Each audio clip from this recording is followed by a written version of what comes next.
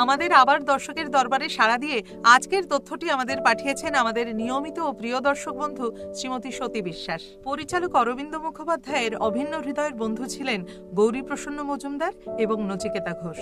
তারা মাঝে মধ্যেই আড্ডা দিতেন। সেই সময় অরবিন্দ মুখোপাধ্যায়ের নতুন জীবন ছবির এডিট চলছে। যেখানে এডিট হচ্ছে সেখানে নচিকেতা ঘোষও এসেছেন। কাজও চলছে, আবার কাজের ফাঁকে ফাঁকে চলছে আড্ডা। এর মধ্যেই হঠাৎ এসে উপস্থিত হলেন গৌরীপ্রসন্ন মজুমদার। গৌরীবাবুকে দেখে দুজনেরই কেমন একটা লাগলো। হয় তার শরীর খারাপ, আর না হলে সাংঘাতিক কিছু একটা ঘটেছে। চোখ মুখ কেমন যেন বিষণ্ণ হয়ে রয়েছে। গৌরীবাবু বসলেন, তারপর একটু জল খেলেন। অরবিন্দবাবু এবং নচিকেতা ঘোষ দুজনেই জিজ্ঞাসা করলেন কিছু ঘটেছে কিনা। একটু চুপ করে থেকে গৌরীবাবু বললেন, দুঃসংবাদ তো বটেই।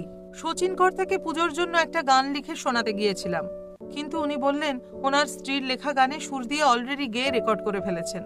অথচ আমাকে কথা দিয়েছিলেন এবার পুজোয় আমার লেখা গানই উনি করবেন। আমার এই গানটা তাহলে কি হবে?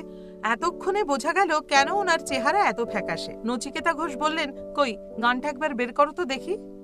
গৌরীবাবু পাঞ্জাবির পকেট থেকে লম্বা একটা কাগজ বের করে নিজেই গানটা পড়ে শোনালেন।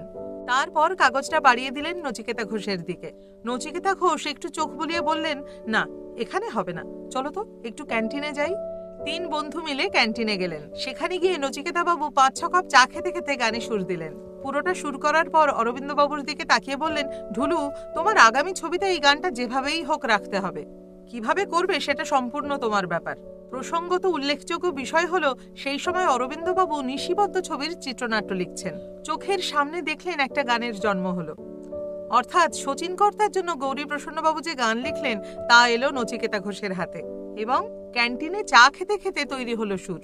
এখন প্রশ্ন, কি সেই গান আর কিভাবে তা নিশিপদ্মে ঢোকানো হলো, তাই তো? শুধুমাত্র এই গানটি ছবিতে ব্যবহার করার জন্য একটি নতুন চরিত্র সৃষ্টি করলেন পরিচালক।